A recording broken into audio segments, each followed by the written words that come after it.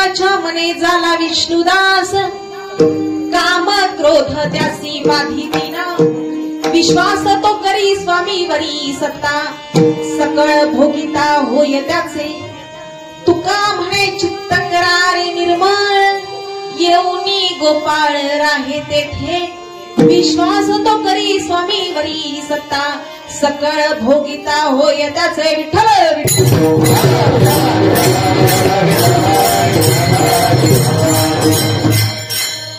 वक्रतुंड महाकाय सूर्यकोटी समप्रभ, निर्विघ्नं कुरु मे देव सर्वकार्येषु सर्वदा.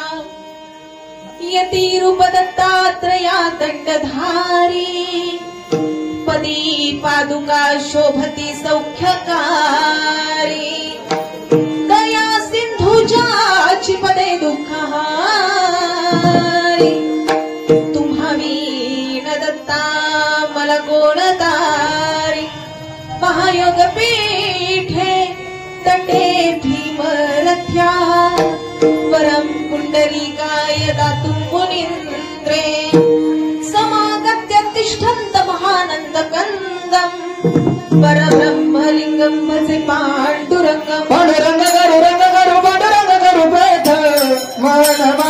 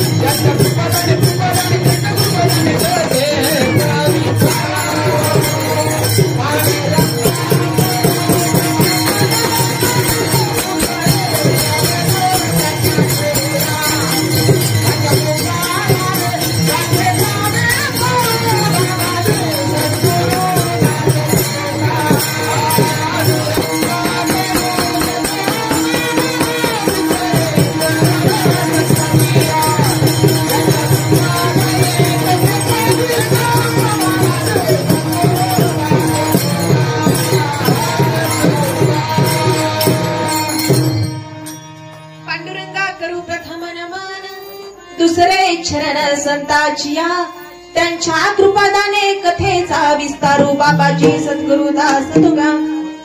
रायगडी मंदिरी वसे माझा राया, चरणाशी अर्पिते हा जन्म काया, जगदीश्वराशी जोडली तुमची ख्याती, प्रथम वंदिते तुम्हा छत्रपती, प्रथम वंदिते तुम्हा छत्रपती. विठ्ठल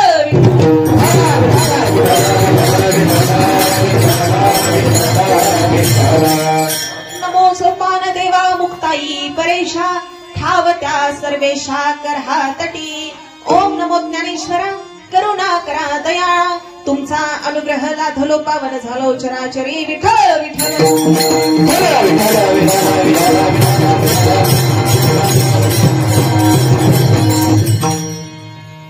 काया वाचा मने झाला विष्णुदास, काम क्रोध त्यासी बाधितीना, विश्वास तो करी स्वामीवरी सत्ता, सकळ भोगिता होय त्याचे. प्रस्तुत प्राप्त प्रसंगी प्राप्त स्थळी कीर्तन रूपी सेवेकरता घेतलेला अभंग. चैतन्य भूषण पाषंड दूषण तथामृत असन जिजाई रमण वैराग्य राग रसिक. इको कमी करा. ज्यांना पंचम वेद असं म्हटलं जातं, वारकरी संप्रदायाच्या कलशस्थानी असणाऱ्या देहूगावचे सुप्रसिद्ध साधू जगद्गुरु तुकोबाराय, या जगद्गुरु तुकोबाराय यांचा 3 चरणाचा उपदेशपर प्रकरणातील आणि वैष्णवपर प्रकरण या दोनही प्रकरणामध्ये मोडणारा जन्माला आल्याच्या नंतर कमीत कमी एकदा तरी माणसानं या अभंगाचं अनुकरण करावं याचं गोड चिंतन सांगणारा अभंग आजच्या सेवेकरता घेतलेला आहे. विठ्ठल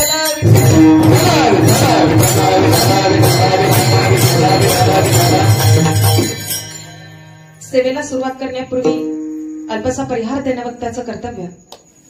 सालाबाद प्रमाणे याही वर्षी चालू असलेला आपल्या तांबेवाडी गावाचा हा अखंड हरिनाम सप्ताह मला वाटतं 27वं वर्ष. 27व्या वर्षातील आजची 5व्या दिवसाची सेवा माझ्यासारख्या अल्पज्ञानी पामरांच्या वाट्याला आली. खरं तर ज्यांच्या माध्यमातून या तांबेवाडी गावामध्ये यायचा योग आला ते परमस्नेही परम आदरणीय चेअरमन आदरणीय मोहनजी तांबे आणि त्यांचे असणारे चिरंजीव आदरणीय सागरदादा तांबे, त्याचप्रमाणे मोहितेवाडी शेलपिंपा गावचे सामाजिक कार्यकर्ते आदरणीय मनोहरजी पोतले यांच्या माध्यमातून आणि समस्त तांबेवाडी ग्रामस्थांच्या माध्यमातून ही सेवा माझ्यासारख्या अल्पज्ञानी पामराच्या वाट्याला आली. त्याबद्दल आयोजक नियोजक समस्त तांबेवाडी ग्रामस्थ समोर उपस्थित असणारा सगळा श्रोतावर्ग तुम्हा सर्वांना मी लाख लाख धन्यवाद देते. खरं तर पारितोषिक विजेता सप्ताह अशी तुमच्या सप्ताहाची ओळख आहे. हँडबिल ज्या वेळेला मी पाहिलं त्यावेळेला वाचलं त्याच्यावरती. खरं तर डोंगरदऱ्यांच्या कृषीमध्ये वसलेलं इतकं छोटंसं तुमचं हे तांबेवाडी गाव आणि या गावच्या सप्ताहाला खरं तर पुरस्कार मिळावा. पुण्यामध्ये आम्ही कार्यक्रमाला जातो दादा, तिथल्या सप्ताहांना सुद्धा पुरस्कार मिळत नाही बरं, पण एवढ्या छोट्याशा गावामध्ये इतका सुंदर सप्ताह खऱ्या अर्थानं कौतुक आहे. गोड अशी पक्वाजाची साथ करणारे आदरणीय माऊली महाराज तुम्हाला लाख लाख धन्यवाद. पेटीची साथ करणारे बाबा, काय नाव आहे बाबा? पाटील बाबा, तुम्हालाही लाख लाख धन्यवाद देते. गायनाची गोड साथ करणारे आमचे महाराज साबळे महाराज, शिंदे महाराज, साबळे महाराज आणि शिंदे महाराज, समस्त टाळकरी आणि विनेकरी बाबा. जरा एक वाक्य सांगू तुम्हाला, राग नाही ना येणार? बसताना जरा टवटवीत बसावर. बाबा वय काय तुमचा अंदाज आहे? 62, 65, 60, 65 वर्षाचे बाबा इथून विना घेऊन जाताना नाचत नाचत जातात. 2 तास विना घेऊन उभे राहू शकतात. मग खाली बसून आपले चेहरे का बरं टवटवीत असू नयेत? विठ्ठल विठ्ठल म्हणायला सांगितलं, हात वरती करायला सांगितलं, आम्ही घेऊ का नको हात वरती? अशी परिस्थिती सप्ताहाच्या वेळेला असू नये बरं. खालच्या लेवलला येऊन थोडंसं बोलू का? एखाद्याच्या मैतीला धावायला गेल्यासारखे बसू नका बरं. गणपती बाप्पाच्या समोर आहे आपण, मंदिरामध्ये दादा आपण. इथं मंदिरात बसताना आपले चेहरे अशी टवटवीत फुलल्यासारखे पाहिजे. अति टवटवीत जरा पाठीचा काना तहाट करून बसा बरं. आणि कीर्तन किती वेळ करायचं हे तुमचे चेहरे मला सांगतील. तुम्ही जर चुकले तर 9च्या आधी सुद्धा मी कीर्तन संपवू शकते. म्हणून निश्चितपणे आपण कीर्तनाला बसलेलो आहोत. जरा तहाट माना करून बसा, टवटवीत बसा. तुम्ही टवटवीत बसला तरी मला सांगायला थोडंसं बरं वाटेल. विठ्ठल विठ्ठल.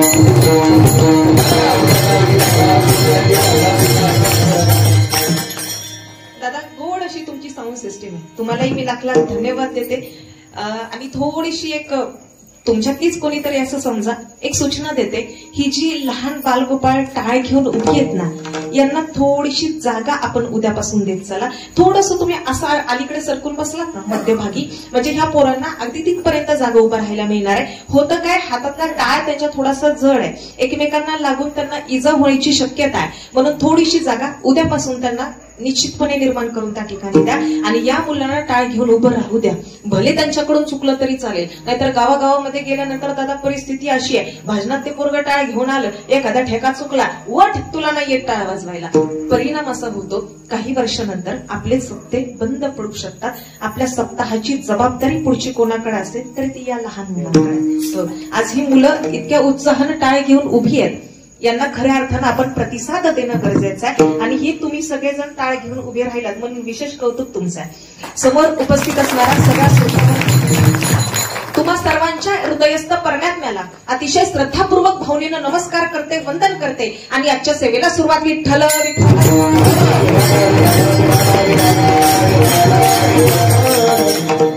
दादा गाताना इको द्यायचा.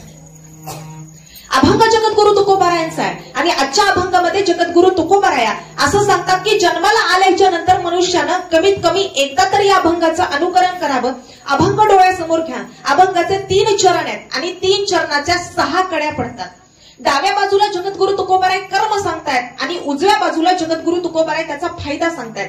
काया वाचा मने झाला विष्णुदास फायदा, काम क्रोध त्यासी बाधिती ना, विश्वास तो करी स्वामीवरी सत्ता, सकळ भोगिता होय त्याचे, तुका म्हणे चित्त करारे निर्मळ, फायदा येऊनी गोपाळ राहे तेथे. म्हणजे एका बाजूला जगद्गुरु तुकोबाराय आपल्याला कर्म सांगतायत आणि ते कर्म केल्याच्या नंतर उजव्या बाजूला त्या कर्माचा होणारा फायदा सांगतायत.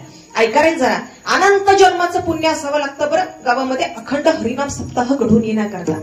दादा अनंत जन्माचं पुण्य असावं लागतं पेटीवरती बोट फिरण्याकरता, अनंत जन्माचं पुण्य असावं लागतं पखवाजावरती थाप टाकण्याकरता, अनंत जन्माचं पुण्य असावं लागतं गळ्यात विना येण्याकरता, अनंत जन्माचं पुण्य असावं लागतं टाळ वाजवण्याकरता आणि अनंत जन्माचं पुण्य असावं लागतं कीर्तनात येऊन बसण्याकरता. भगवंताच्या मंदिरामध्ये ज्या वेळेला आपण जातो त्यावेळेला पायातल्या चपला बाहेर काढून जाता का घेऊन आतमध्ये जाता? बाहेर काढून जाता. आता माझं वाक्य नीट ऐका.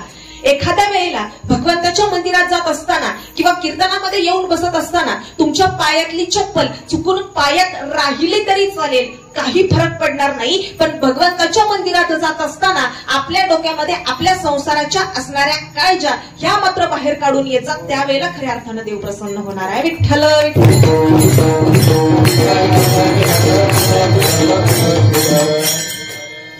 देवाला कधी सांगू नका दादा तुमच्या आयुष्यात अडचणी किती आहेत, अडचणींना सांगा माझा देव किती मोठा आहे.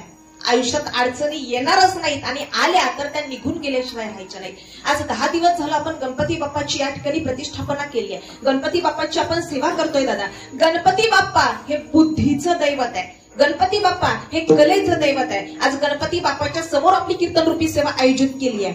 खरं तर गणपती बाप्पाची निर्मिती कशी झाली सगळ्यांना माहिती आहे. एका कीर्तनात मी असं सहज सांगून गेले, गणपती बाप्पाची निर्मिती ज्या वेळेला पार्वती आई साहेब स्नाना करता जात होत्या त्यावेळेला त्यांनी मळाचा गणपती बनवला आणि त्या मळाच्या गणपतीला सांगितलं मी स्नाना करता जातीये, या ठिकाणी तुला थांबायचंय आणि कोणाला आतमध्ये येऊ द्यायचं नाही. असंच एका पोरानं मला प्रश्न विचारला, म्हणे ताई पार्वती मातेनं अंगावरच्या मळापासून गणपती तयार केला, मग पार्वती मातेनं तो मळ निघण्याकरता किती दिवस आंघोळ केली नसेल बरं? लहान मुलं काय विचारतील काही भरोसा नाही ना, पण कौतुक वाटलं त्याचं. लहानग्या वयामध्ये प्रश्न पडतायत, प्रश्न पडले पाहिजेत दादा. सांगू त्याच्याकरता शिक्षण आम्हाला अत्यंत गरजेचं आहे. ही जी लहान मुलं आहेत ना बाळांनो, education is the most powerful weapon which you can use to change the world. शिक्षण असं शस्त्र आहे जे आम्ही जग बदलण्याकरता वापरू शकतो, म्हणून शिक्षण अत्यंत गरजेचं आहे. आताची चित्रविचित्र गाणी सोडून द्या दादा, पूर्वीच्या काळामध्ये जी गाणी होती ना फार गोड होती बरं. इथे मोलना दामाचे मोती होतील घामाचे, सरस्वतीच्या प्रेमाचे प्रतीक रम्य शुभंकर हे, सत्य शिवाहून सुंदर हे, सत्य शिवाहून सुंदर हे.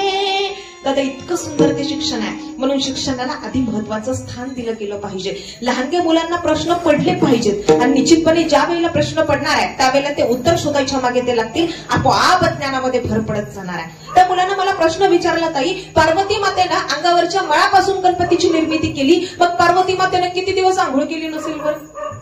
पांडुरंग परमात्म्याची ज्या वेळेला पूजा केली जाते त्यावेळेला पांडुरंग परमात्म्याला उठण्याचं लेपन दिलं जातं. ते लेपन बाजूला काढून घेतलं जातं आणि मग पांडुरंग परमात्म्याला अभिषेक केला जातो, आंघोळ घातली जाते. तसं पार्वती माता त्या उठण्याची ऊब घेतात. पार्वती माता त्या उठण्याचं आपल्या अंगाला जाण असं लेपन देतात. ते उठणं काढून बाजूला ठेवतात आणि त्या उठण्यापासून म्हणजे त्या मळापासून तर गणपती तयार करतात आणि त्यावेळेला मूळ गणेशाची आराधना करतात. गणाधीश जोईश सर्व गुणांचा, मूळारंभ आरंभ तो निर्गुणाचा, त्या मूळ गणेशाची प्रार्थना करतात आणि त्या गणपतीमध्ये जीव आणला जातो. दादा ज्या वेळेला सांगितलं जातं माझ्या विनयाचं रक्षण करण्याकरता तुला या ठिकाणी मी थांबवलं गेलेलं आहे, त्या ठिकाणी शंकर भगवानजी येतात. शंकर भगवानजींना सांगितलं जातं माझी आई आतमध्ये आंघोळ करतीये, तुम्हाला आतमध्ये जायची परवानगी मी देऊ शकत नाही. त्यावेळेला शंकर भगवानांनी रागानं त्यांचं मस्तक छाटलं गेलं. पार्वती माता आंघोळ करून बाहेर आल्या. बाहेर येऊन पाहतात तर त्यांचा तो मुलगा, त्यांचा असणारा पुत्र निर्जीवपणे त्या ठिकाणी पडलेला आहे. दादा ज्या वेळेला भगवान शंकराला विचारतात कोण आहे हा, पार्वती आईसाहेब सांगतात हा माझा मुलगा आहे आणि तुम्हाला याला जिवंत करावं लागेल. पार्वती आईसाहेब सांगतात जंगलामध्ये जा आणि उत्तरेकडे डोकं करून झोपलेला जो पहिला प्राणी तुम्हाला दिसेल त्याचं मस्तक छाटून आणून ह्याला लावा, त्यावेळेला याच्यामध्ये पुन्हा एकदा जीव येणार आहे. म्हणून आमचे पूर्वज सांगायचे जिवंत माणसांनी उत्तरेकडे डोकं करून झोपू नये, दक्षिणेकडे पाय करून झोपू नये. कारण मेलेल्या मड्याचे पाय दक्षिणेकडे करतात, जिवंत माणसाचे करत नाहीत. त्याचं वैज्ञानिक कारण असं आहे, ज्या वेळेला आपण दक्षिणेकडे पाय करतो आणि उत्तरेकडे डोकं करून झोपतो त्यावेळेला अशुद्ध रक्ताचा पुरवठा आपल्या हृदयाला होतो आणि त्यापासून आपल्याला हृदयविकाराचा झटका येण्याची शक्यता असते. आमचे पूर्वज फार गोड सांगून जायचे. दादा या शंकर भगवानांनी ज्या वेळेला जंगलाकडे प्रस्थान केलं त्यावेळेला वाटेमध्ये एक हत्तीचं पिल्लू त्यांना पडलेलं दिसलं. त्या हत्तीचं मस्तक छाटलं गेलं आणि त्या मुलाला आणून लावलं गेलं. त्यावेळेला हा मुलगा जिवंत झाला. बरं दिसायला चित्रविचित्र, एकतर हातीची सोंड लावलेली, भलं मोठं ते उदर, ते भले मोठे असे कान, असा अतिशय दिसायला चित्रविचित्र हा. पण गणपती बाप्पाला जर व्यवस्थितपणे आम्ही पाहिलं, गणपती बाप्पाचं पोट असं मोठं आहे दादा. गणपती बाप्पा सगळ्यांच्या समस्या आपल्या पोटामध्ये साठवून ठेवतात. एक लक्षात ठेवा, ज्याला आपला संसार सुखाचा करायचा आहे ना त्यांनी काही गोष्टी पोटामध्ये ठेवल्या पाहिजेत. नाही तर आपलं इथून ऐकलं की लगेच इथून बाहेर कधी पडते अशी आपली परिस्थिती होते. आणि बायकांच्या बाबतीत ते जरा जास्तीच आहे. काही गोष्टी पोटात ठेवता आल्या पाहिजेत गणपती बाप्पा सारख्या, त्यावेळेला आपला संसार निश्चितपणे सुखाचा होणार आहे. दादा गणपती बाप्पाचे कान असे सुपासारखे मोठे आहेत. गणपती बाप्पा सगळ्यांच्या समस्या ऐकून घेतात. आम्ही इकडून ऐकतो आणि इकडून सोडून देतो. निश्चितपणे आपल्या कानामध्ये आपल्याला साठवता आलं पाहिजे, कुठं काय बोललं पाहिजे हे आपल्याला समजलं पाहिजे. दादा गणपती बाप्पा ज्या वेळेला गणपती बाप्पानं अनल नावाचा राक्षस गेला, आपण गणपती बाप्पाच्या डोक्यावरती दुर्वा वाहतो. वाहताना 10 दिवसामध्ये किती वाहता? 21 दुर्वा वाहता. दादा गणपती बाप्पाच्या डोक्यावरती 21 दुर्वा कशा करता वाहिल्या जातात? ज्या वेळेला अनल नावाचा राक्षस जो उष्णतेपासून तेजापासून निर्माण झालेला होता, हा राक्षस गणपती बाप्पांना गिळला आणि गेल्यानंतर त्यांच्या पोटामध्ये त्या दाह पडला. काही केला तो दाह शांत होईना. शेवटी त्यांच्या असणाऱ्या वडिलांनी शंकर भगवानांना त्यांच्या डोक्यावरचा चंद्र काढला आणि गणपती बाप्पाच्या डोक्यावरती ठेवला. चंद्र जरी ठेवला तरी तो दाह शांत होईना. म्हणून गणपती बाप्पाचं एक नाव आहे बरं, भालचंद्र. डोक्यावरती चंद्र आहे म्हणून त्यांचं नाव आहे भालचंद्र. त्यांनी दाह शांत होईना.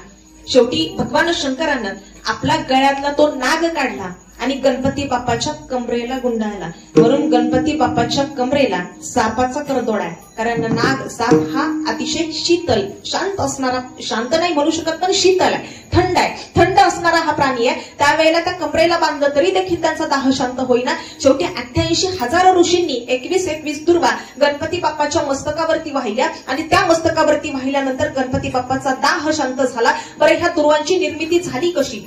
ज्या वेळेला अमृत बाहेर पडलं, ज्या वेळेला समुद्र मंथन चालू होतं त्याच्यातून अमृत बाहेर पडलं. अमृत बाहेर पडल्याच्या नंतर या अमृताचे 2 थेंब दैत्य आणि देव या दोघांच्या मध्ये ते मंथन चालू होतं. मंथन करता करता त्या 2 थेंब अमृताचे या पृथ्वीवरती पडले. एका थेंबापासून कडुलिंबाचं झाड निर्माण झालं आणि एका थेंबापासून या दुर्वा म्हणजे हरळ निर्माण झाली. आजच्या कलियुगात सुद्धा आपल्याला कडुलिंब आणि दुर्वा ह्या अमृता समानच आहेत. आजही पूर्वीच्या काळामध्ये ब्रश आणि कोलगेट नव्हती बरं. पूर्वीच्या काळामध्ये माणसं कडुलिंबाची काडी घ्यायचे आणि त्यानं ब्रश करायचे. कधी कुणाच्या मुखाचा वास आला नाही, कधी कुणाला दाताची समस्या उद्भवली नाही. आता तुम्ही कितीही प्रकारचे किंवा कितीही मागातली कोलगेट आणा तरी आपल्याला दाताच्या तोंडाच्या समस्या आहेत दादा. पूर्वीची लोक कडुलिंबाच्या काडीनं दात घासायची आणि ज्या वेळेला एखाद्याला पित्त व्हायचं त्यावेळेला कडुलिंबाचा थोडासा काढा काढला जायचा, त्याचा रस काढला जायचा. सकाळी सकाळी आवश्यकपोटी हा रस जर पिला तर माणसाचं पित्त शांत व्हायचं.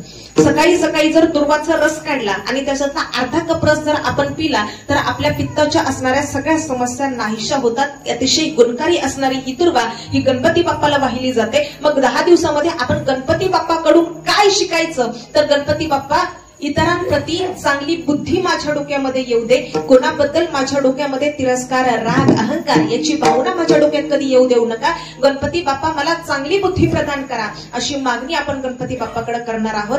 मला वाटतं परवा दिवशी गणपती बाप्पा उठणार आहेत, जाणार आहेत. त्याही दिवशी लहान मुलांनी गणपती बाप्पाकडे मागणं काय करायचं? बाप्पा आम्हाला चांगली बुद्धी प्रदान करा की जेणेकरून भारताचं उज्ज्वल भविष्य घडवण्यामध्ये निश्चितपणे आमचा त्याच्यामध्ये हातभार असला पाहिजे. विठ्ठल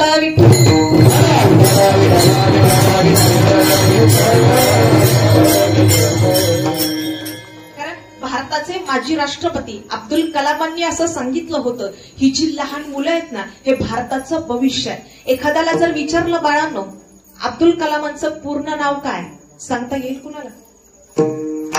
माझा प्रश्न कळतोय का? अब्दुल कलाम माहिती आहे तुम्हाला? अब्दुल कलामांचं पूर्ण नाव सांगता येईल कोणाला सांगायला? ऐका, अबुल पाकीर जैनुलाब्दीन अब्दुल कलाम असं त्यांचं पूर्ण नाव आहे. एखाद्यानं जर तुम्हाला विचारलं अब्दुल कलामांचं पूर्ण नाव काय, जीके मध्ये जनरल नॉलेज मध्ये जनरली हा प्रश्न विचारला जातो, तर त्यांना सांगायचं अबुल पाकीर जैनुलाब्दीन अब्दुल कलाम असं त्यांचं पूर्ण नाव होतं. अशा महापुरुषांची चरित्र आम्हाला वाचता आली पाहिजेत. त्यावेळेला जीवनाच्या वाटेकडे वाटचाल करत असताना यशस्वी झाल्याशिवाय तुम्ही राहायचं नाही. विठ्ठल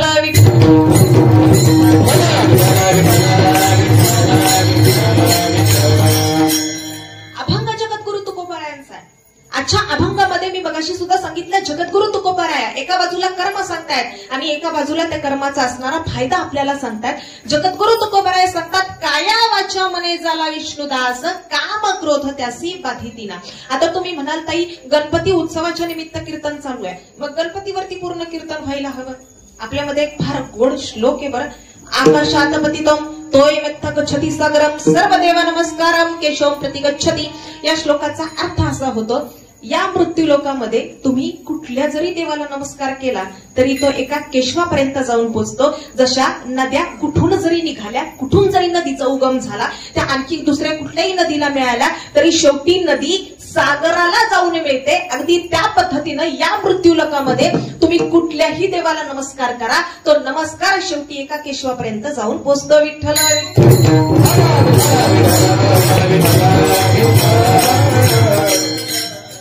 जगद्गुरु तुकोबाराय सांगतात, काया वाचा मने झाला विष्णुदास, काम क्रोध त्यासी बाधितीना. जगद्गुरु तुकोबाराय आपल्याला सांगतात, कायेनं वाचन आणि मनानं भगवंताचं दास्यत्व करता आलं पाहिजे. मग कुणी केलं बरं कायेनं वाचन आणि मनानं भगवंताचं दास्यत्व? दादा, कायेनं भगवंताचं दास्यत्व करणारी, ऐका, संत कान्होपात्रा नावाची 16.5 वर्षाची मुलगी होती. दिसायला इतकी सुंदर, इतकी सुंदर. असं म्हणतात, या कान्होपात्रेनं जर सुकलेल्या कमळाच्या फुलाला हात लावला तर क्षणार्धात ते कमळ उमलायचं. असं म्हणतात, कान्होपात्रेनं जर पान खाल्लं ना, त्या पानाचा रस तिच्या गळ्यातून खाली उतरताना दिसायचा. इतकी नाजूक तिची त्वचा, इतकी सुंदर, इतकी सुंदर. पण होती मात्र एका वेश्येची मुलगी, मंगळवेढ्याच्या श्यामा नाईकी नावाच्या वेश्येची मुलगी. हिचं कुळ अपवित्र होतं, हिची आई अपवित्र होती, पण जगाच्या पाठीवरती मुलगी मात्र पवित्र होती दादा. पण जग म्हणायचं वेश्येची मुलगी, वेश्येची मुलगी. आणि या कान्होपात्रेच्या कानामध्ये एखाद्यानं उकळतं तेल होतावं अशी कान्होपात्रेची अवस्था व्हायची. ही कान्होपात्रा पळत पळत असताना माऊली ज्ञानोबारायांच्या चरणाला तिचं मस्तक लागलं जातं. माऊलींना सांगते, माऊली अहो, माझी आई जरी अपवित्र असली तरी जगाच्या पाठीवरती मी मात्र पवित्र आहे. माऊली काहीही करा, पण माझा उद्धार कसा होईल मला सांगा. माऊली ज्ञानोबारायांनी सांगितलं, कान्होपात्रा अगं पांडुरंग परमात्म्याच्या मंदिरामध्ये जा, गळ्यामध्ये विणा घे, हातात चिपळ्या घे आणि अखंड पांडुरंग परमात्म्याचं नामस्मरण कर. मंदिरामध्ये गेली, आपलं शरीर भगवंताला समर्पित करून टाकलं. या शरीराने इतकं सुंदर शरीर, इतका सुंदर तिचा तो देह, तरी देखील हा देह भगवंताला समर्पित केला आणि हातामध्ये चिपळ्या घेतल्या, पायात चाळ बांधली, गळ्यामध्ये विणा घेतला आणि अखंड भगवंताचं चिंतन करायला लागली. आणि ही बातमी बिदरच्या बादशाहच्या कानावरती गेली. कारण त्यावेळेला पंढरपुरातलं मंदिर हे बिदरच्या बादशाहच्या ताब्यामध्ये होतं. बिदरच्या बादशाहच्या कानावरती बातमी गेली, मंदिरामध्ये कोणीतरी अतिशय सुंदर तरुण देखणी तरुणी मंदिरामध्ये नाच गाणं करतीये. या बिदरच्या बादशाहनं सरदारांना सांगितलं, अरे इतकी सुंदर देखणी आहे, तिला तिथं कशाला ठेवली, आमच्या दरबारात आणा, तिला म्हणावं इथं नाच गाणं सादर कर. ज्यावेळेला सरदार कान्होपात्रेला पकडायला निघाले, खबर कान्होपात्रेला कळाली. कान्होपात्रा पुढे सरदार मागं, कान्होपात्रा पुढे सरदार पाठीमागं, असं करत करत करत करत कान्होपात्रा भगवंताच्या चरणाशी जाऊन पोचली. हात जोडले आणि सांगितलं, भगवंता आता यापासून तुम्हीच मला वाचवा. जसं आपलं मस्तक भगवंताच्या चरणावर टेकवलं तसा प्राणच भगवंताला देऊन टाकला. ही मुलगी बाजूला का व्हायना, मुलगी बाजूला का होईना म्हणून लोकांनी हात लावला.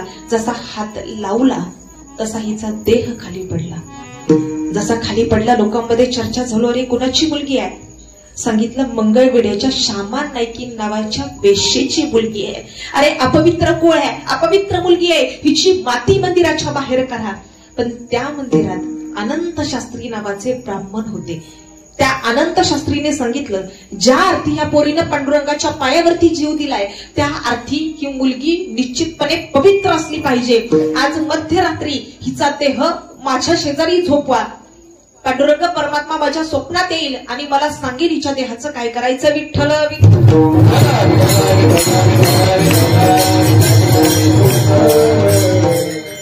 दादा अनंत शास्त्रीने कान्होपात्रेचं प्रेत आपल्या शेजारी घेतलं. मध्यरात्री 12 वाजता पांडुरंग परमात्मा अनंत शास्त्रींच्या स्वप्नात आले. आता एक वाक्य सांगते तुम्हाला. ते अनंत शास्त्री होते आणि त्यांच्या स्वप्नात देव जात होते. आत्ताच्या महाराज लोकांच्या स्वप्नात देव जात नाही बरं, कारण आत्ताचा परमार्थ पैशासाठी आहे दादा, तर परमार्थ भगवंता करता होता. याच्याही पुढे जाऊन एक वाक्य सांगू. बाबा ज्या वेळेला एखाद्या कीर्तनकाराला तुम्ही आमंत्रित करता ना, त्यावेळेला तो कीर्तनकार किती चांगल्या गाडीतून येतो, तो कीर्तनकार अंगावरती किती चांगली कपडे घालतो, तो कीर्तनकार कीर्तनाचं किती मानधन घेतो, कीर्तनातून किती सुंदर वक्तृत्व करतो, कीर्तनातून किती सुंदर गायन करतो, यावरून कीर्तनकाराला कधीच महत्व देऊ नका. वाक्य लक्षपूर्वक ऐका. या सगळ्या गोष्टीवरून कीर्तनकाराला कधीच महत्व देऊ नका. इथं 2 तास किती चांगला बोलतो यापेक्षा उरलेल्या 22 तासात कसं वागतो हेही फार महत्वाचं आहे. वाजवल्या ना टाळ्या.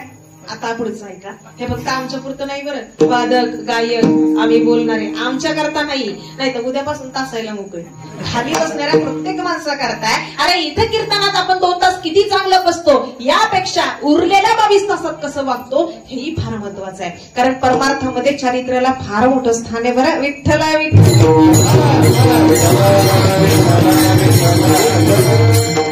दादा त्या अनंत शास्त्रींनी कान्होपात्रेचं प्रेत आपल्या शेजारी घेतलं. मध्यरात्री 12 वाजता पांडुरंग परमात्मा त्यांच्या स्वप्नात गेले आणि सांगितलं, अनंता अरे जगाच्या पाठीवरती ही मुलगी पवित्र आहे, माझ्या उजव्या हाताला हिची समाधी बांधण्यात यावी. दादा आजही आपण पंढरपुरात गेलात आणि बारीला लागलात तर बारीला जात असताना आपलं मस्तक एका झाडाला लागतं. आजही ते झाड साखळदंडानं बांधून ठेवलेलं आहे. ते झाड म्हणजे कान्होपात्रेची समाधी आहे. आजही ती कान्होपात्र आम्हाला सांगते, मी कायेनं देहानं भगवंताचं दासत्व केलं तर इतक्या अपवित्र कुळातली असून सुद्धा भगवंतानं स्वतःच्या दर्शनाच्या आधी आम्हाला मान दिलेला आहे. आणि कान्होपात्रासारख्या अपवित्र कुळामध्ये जन्माला आलेल्या मुलीला जर पांडुरंग परमात्मा इतकं मोठं स्थान देतोय तर तुमच्या आमच्या करता धावून येणार नाही का?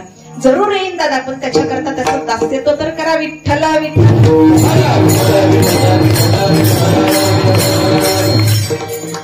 कान्होपात्रेनं कायेनं शरीराला भगवंताचं दास्यत्व केलं. आता वाचन कुणी भगवंताचं दास्यत्व केलं?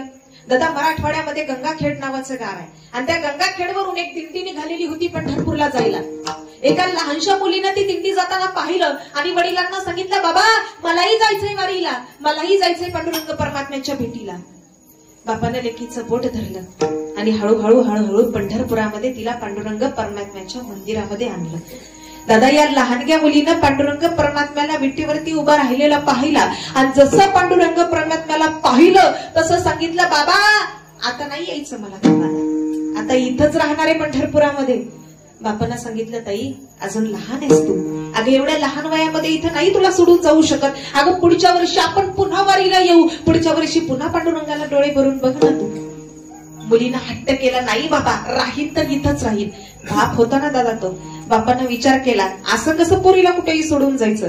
त्या बापानं पोरीच्या बोटाला धरलं आणि संत नामदेव महाराजांच्या समोर आणून उभं केलं आणि सांगितलं, आजपासून तुमची दासी म्हणून ही पंढरपुरामध्ये राहणार आहे. त्यांचं नाव आहे संत जनाबाई महाराज. या जनाबाई महाराज पहाटे 3 वाजता उठायच्या आणि उठल्यानंतर जात्यावरती दळण दळायच्या, पांडुरंग परमात्म्याला आळवायच्या. ऐका, जनाबाई महाराजांनी पांडुरंग परमात्म्याला मंदिरात जाऊन फक्त एकदा पाहिलं, बाबांच्या सोबत गेली त्यावेळेला फक्त पाहिलं. पुन्हा मंदिराची पायरी त्या चढल्या नाहीत. त्यांच्या भक्तीत ताकद इतकी होती. पांडुरंग परमात्मा पहाटेची महापूजा सोडायचा आणि त्या जनाबाईच्या झोपडीत त्यांना दळून दळू लागायला यायचं. पहाटे उठायचं, जात्यावरती दळण दळायचं. इतकं गोड पांडुरंग परमात्म्याला आळवायच्या. जात्याच्या